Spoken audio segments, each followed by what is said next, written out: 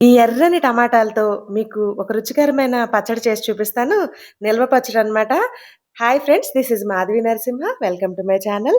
మనం ఈ టమాటాలన్నిటిని కూడా ఇలా ఒక గిన్నెలో వేసుకొని వాటరేసి శుభ్రంగా కడగాలి. ఇవన్నీ కూడా మా పొలంలో తీసుకొచ్చిన టమాటాలండి. వీటితో నేను ఎక్కువగానే తీసుకొచ్చాను. వాటితో నేను పచ్చడి చేసి చూపిస్తాను. ఇది మీరు ఇంతకుముందు చేసుంటే గనక నాకు కామెంట్ చేయండి.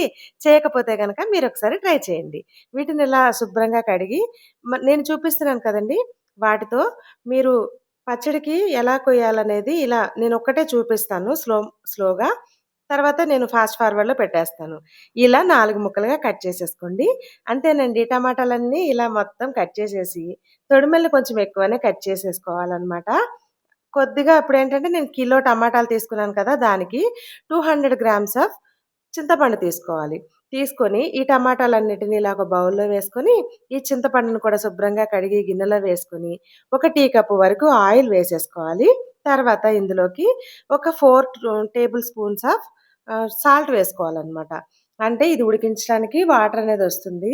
ఇందులోకి ఒక స్పూను మీరు పసుపు వేసుకోండి.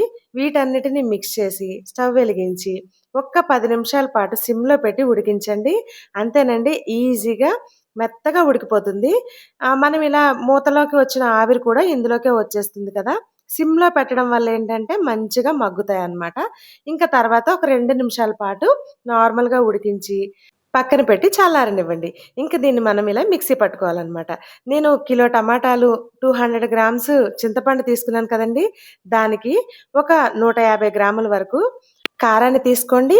1, 2 వెల్లుల్లిపాయలు ఇలా రేఖలు తీసి వాటిని కూడా వేసేసుకొని మిక్సీ పట్టుకోవాలి.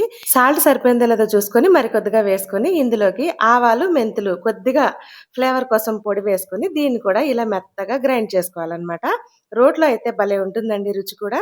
గ్రైండర్‌లోనైనా ఈజీగా నలిగిపోతుంది. ఇంకా దీన్ని మనం తాలింపు పెట్టుకోవడమేనండి. తాలింపు కోసం పచ్చిశనగపప్పు, మినపప్పు, జీలకర్ర, ఆవాలు, ఎండుమిరపకాయలు, కరివేపాకు వీటిని మనం ఇలా వేయించుకోవాలన్నమాట. వేయించుకున్న వీటిలో వెల్లుల్లి రెబ్బలు కూడా కొంచెం కచ్చా పచ్చాగా దంచి వేసుకోవాలి. అండ్ ఎండుమిర్చి, కరివేపాకు.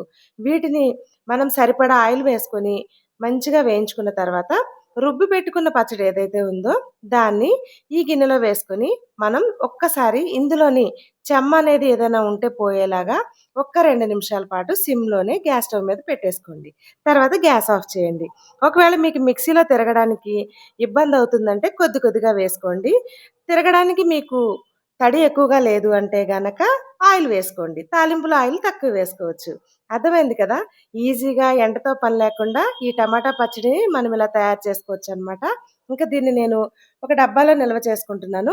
మీకు వీలైతే గాజు సీసా ఉంటే గనక గాజు సీసాలో నిల్వ చేసుకోవచ్చు. అండ్ నేను నిల్వ చేసే డబ్బా వచ్చేసి మనకి పెరుగు డబ్బాలొస్తాయి కదా! ఫుడ్ గ్రేడ్ కంటైనర్స్ వాటిలో నిల్వ చేసుకున్నాననమాట. ఈ పచ్చడి 2-3 నెలల పాటు నిల్వ ఉంటుందండి.